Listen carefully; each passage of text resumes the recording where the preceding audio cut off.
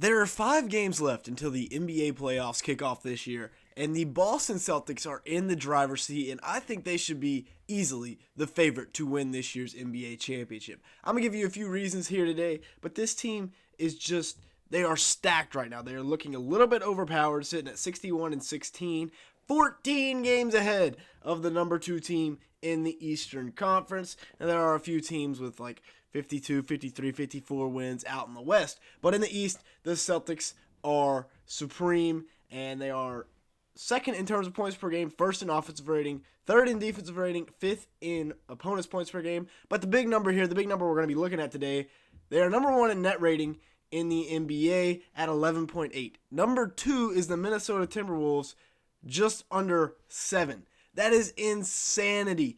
That you don't understand how historic this season is. It is the 3rd greatest net rating season of all time by a single NBA team.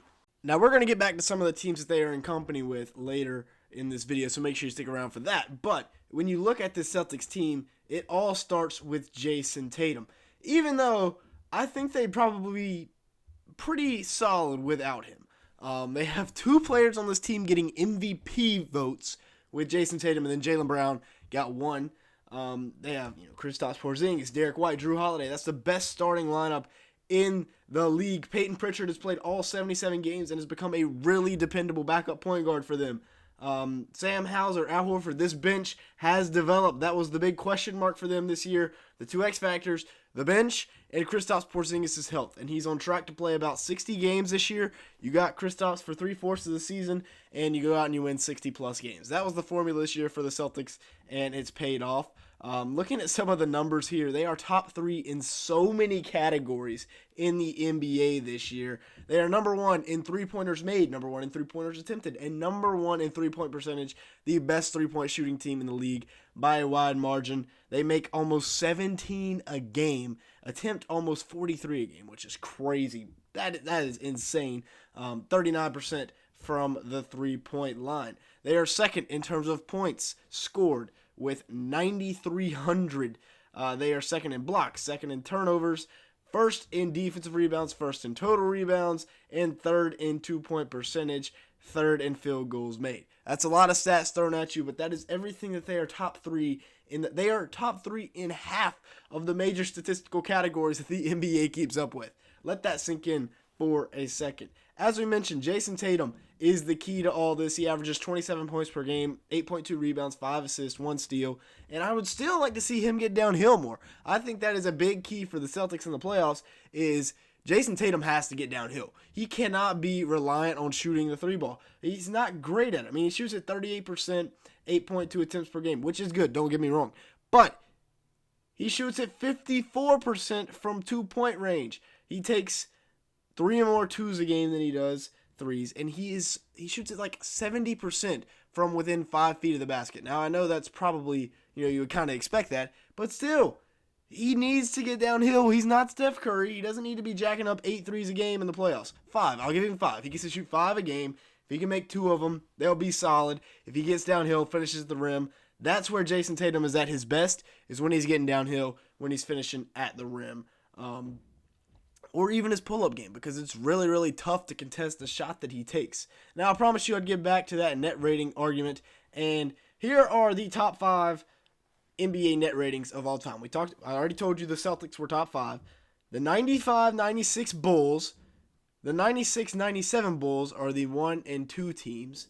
The Celtics are in 4th, ahead of the 2016-2017 Golden State Warriors. Let that sink in, folks. This team offensively has a higher net rating than the 2016-17 Warriors. They are also ahead of the 2015-16 Spurs, which is the best team to not win a championship on here.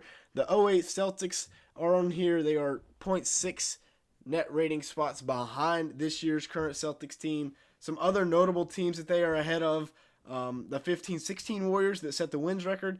They are ahead of them. They are ahead of the 14-15 Warriors that also won a championship, the 92 Bulls that won a championship. They are ahead of a whole lot of really, really good NBA teams this year. in the net rating, and that is why I'm so high on the Boston Celtics, because they have not only been winning games, they have been dominating teams, dragging them up and down the court. Another reason why I think this Celtics team can win the championship this year, and I think the only team that can beat them is probably the Denver Nuggets, is the star power. We've talked about Jayson Tatum. They also have Jaylen Brown, who I mentioned got MVP votes this year, averaging 23 points, 5.5 rebounds, 3.5 assists, 1.2 steals, in about 34 minutes a game, 50% from the field, pretty solid. Remember, he has had, a little bit of a downturn in shots per game this year due to other guys coming in, like Kristaps, Porzingis, like Jrue Holiday, who I gotta say, Brad Stevens, fantastic job. Both of these guys fit beautifully into this system. And speaking of Kristaps, he averaged over 20 points per game at 20.3, 7.1 rebounds, 2 assists, 2 blocks, great interior presence. He also shoots at 38% from 3 on 5.2 attempts. We talked about this is the best three-point shooting team in the NBA. He shoots at 52% from the field overall in just under 30 minutes. His per 36 splits are even better. Derrick White, averaging 15.5 points a game, 4.3 rebounds, 5.2 assists, 1 steal, 1 block, does everything, and he shoots at over 40% from the field, or from 3 on 6.8 attempts, 47% from the field overall. And then you got Jrue Holiday, one-upping him, shooting at 43% from 3 on 5 attempts, 48% from the field, while averaging 12.6 points, 5.5 rebounds, 5 assists, 1 steal, and 1 block. Between Derrick White and Jrue Holiday, they have one of the best defensive backcourts in the league. They've got a rim protector in the starting lineup in Kristaps Porzingis, and then they got Jayson Tatum and Jaylen Brown combining for 50 points per game on about 48% shooting from the field. Off the bench, we talked about Peyton Pritchard has really come along. You said, at the beginning of the year, they got to have guys step up off the bench. They got 3 guys coming off the bench averaging 9 or more points per game on really good shooting splits. Pritchard, 45% from the field, 38% from 3 on 9 points per game, 3 rebounds, 3 assists. Al Horford, 9 points a game, 1 block, 6.4 rebounds. Might be the first NBA player to become unwashed after coming over from Oklahoma City. He also shoots at 42% from 3 on 4 attempts.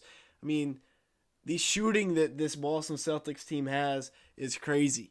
They are number 1, and it's not really close. They have so many shooters to surround their 2 stars. And then another one, Sam Hauser, 43% from 3 on 6 attempts, 45% from the field overall. He's also averaging 9 points and 3.5 rebounds. They got a couple of other guys there off the bench. Xavier Tillman, who they brought over at the trade deadline, has only played 15 games. He's averaging about 4 points. Cornette and Neemias Queta are also good backup bigs to have. Jordan Walsh, Jaden Springer never really played the role that I thought they would this year, but they still have them if they need them in the playoffs. Brad Stevens, heck of a job with this Celtics team. If you did enjoy today's video, make sure to hit the like button and hit that subscribe button down below, as well as leave me a comment. It'll help us out in the YouTube algorithm a lot, trying to hit 100 likes on today's video. And with all that being said, thank you so much for watching.